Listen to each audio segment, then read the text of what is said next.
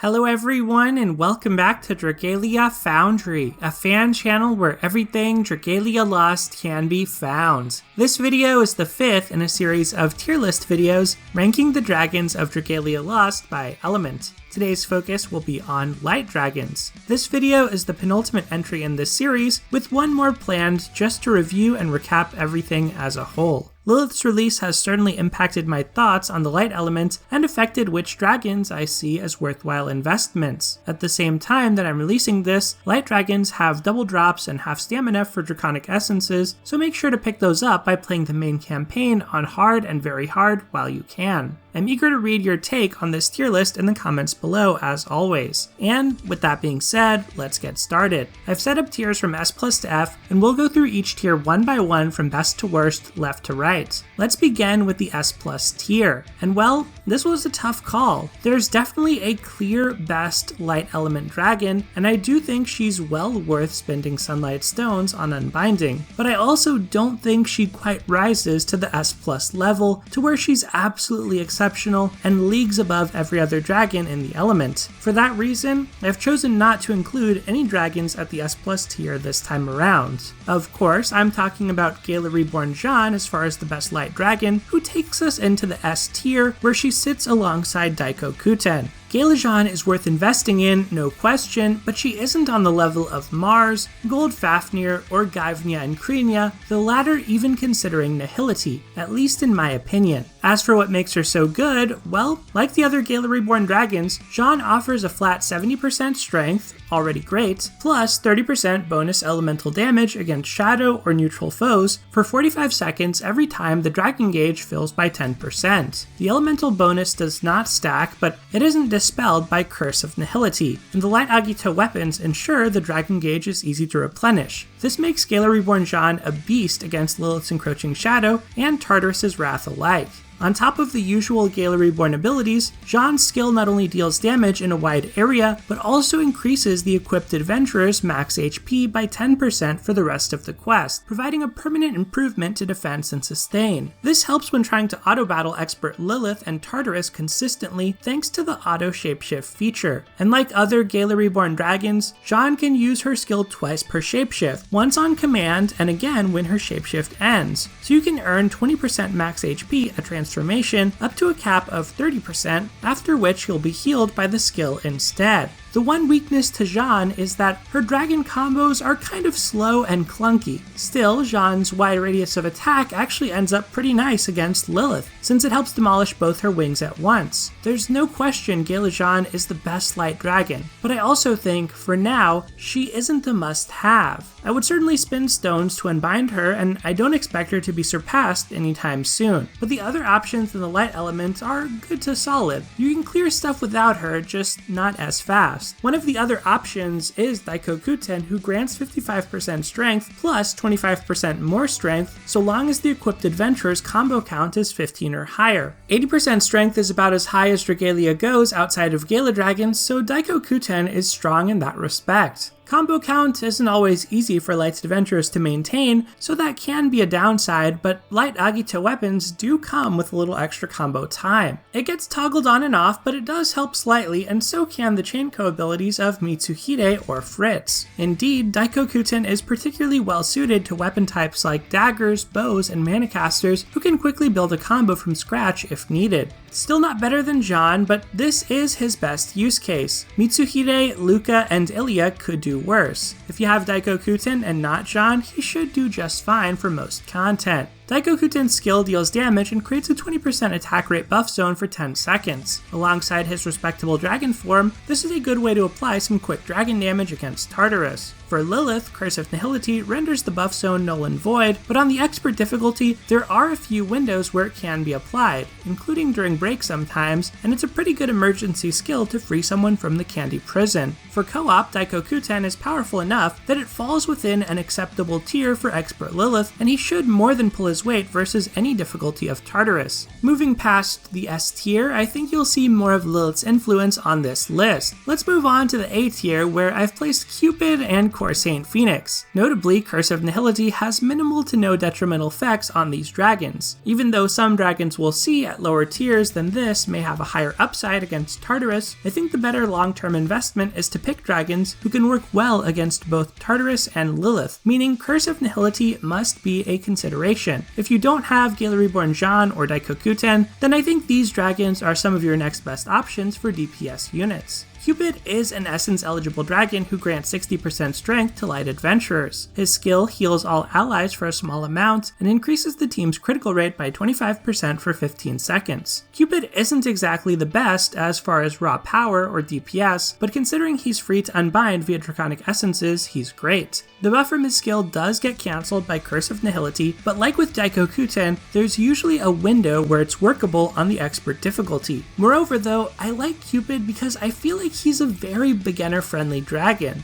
In defensive, onslaught, and facility events, the heal on Cupid's skill is like a security blanket. And even in Tartarus, where 4 DPS strategies aren't unusual, or at least weren't prior to Gala Zena's release, healing can help when coming off a rough third portal or accidental nebula. Cupid's dragon attacks are ranged and potent when the buff lands. The heal also works well with auto shapeshift. I sometimes like to put Cupid on a backup DPS in auto in case things go wrong for my lead. Technically, Core Saint Phoenix has higher DPS potential since she grants 50% strength and 20% paralyzed Punisher, and she is also very good in my view, being totally unaffected by Curse of Nihility against Lilith. Her skill is multi-hit, it can cause paralysis, and it cleanses Curse and Poison from the team. It's good for popping Candy Prisons and Spectral Flames. As far as paralyzed Punisher, Tartarus and High Zodiark can be paralyzed easily, but it's harder to paralyze Lilith or say Roy III from the Mercurial Gauntlet. That's not a deal breaker. It's more an issue with paralysis itself than with Core Saint Phoenix. I still think that Core Saint Phoenix is the third best light dragon for DPS units, after those in the S tier. The reasons I rank her just behind Cupid are that she can't be unbound using essences, and that Cupid is more useful for beginners. I also think that Core Saint Phoenix is less useful in autos, where the battle can drag on and paralysis uptime begins to fall off.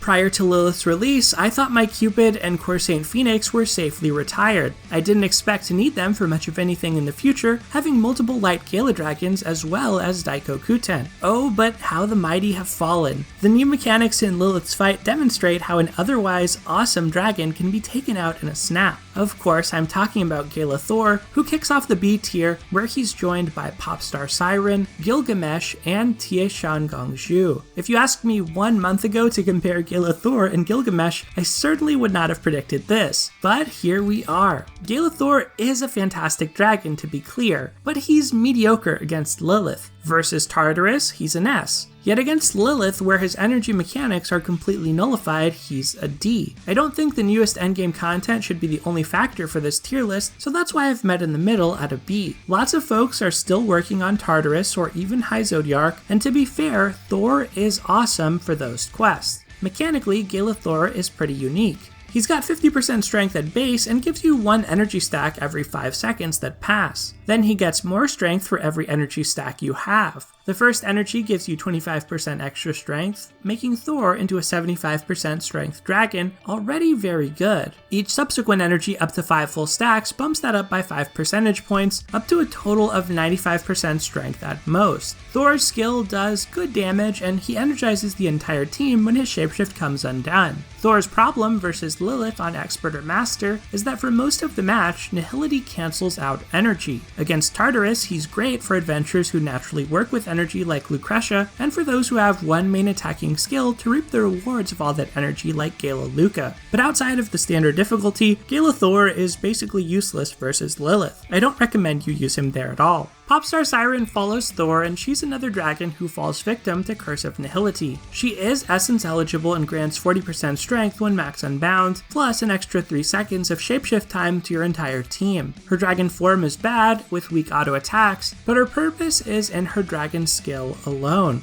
Her skill buffs team defense and strength by 20% for 20 seconds, and boosts team energy by 3 levels. You can use that skill twice in one shapeshift, making Popstar Siren an excellent dragon for supporters and healers, even off-element. It used to be common to see Popstar Siren in Legend Volt co-op before off-element dragons were banned, and she gained popularity in Expert and Master Volt before that, where Lowen could use her to meaningfully contribute during break. She might have a window to work her magic against Expert Lilith, but without some coordination, I can't really recommend her highly there. And healers and support units just aren't all that common against Tartarus, so she doesn't see a lot of use there either. Gilgamesh is next, and his abilities grant 50% strength plus 15% shatter resistance when max unbound. He is free to unbind via Draconic Essences, and there's nothing especially remarkable about his dragon form or dragon skill. What makes him good is his use in auto battles, specifically for ranged adventurers in Expert Lilith, or on your lead Julieta if you're lacking Gala Reborn John. Otherwise, he's pretty much filler. Even though he's here alongside Gala Thor in the B tier, he is so much worse against Tartarus that I have him placed slightly lower overall. But I have to admit, Gilgamesh's use versus Lilith has surprised me so far. Tie Shan-Gong-Shu, our final B-tier dragon, isn't really intended for attackers. She's a 30% HP and 35% skill haste dragon, designed for buff bots and healers. Her skill deals damage and energizes the team. This is the best dragon for adventurers like Hildegard and Chitose. Chitose, for whatever reason, you don't see too often, even against Tartarus, and Ryozan has yet to get a mana spiral, so right now, TA is mainly used on Hildegard. Hildegard has been the #1 breakout star against Lilith, and this is her best dragon in my opinion. I don't think Tia is good enough that she's worth spending Sunlight Stones on unbinding, but I do think that if you have her, or if she gets added to the Draconic Essences down the road, you should definitely consider using her.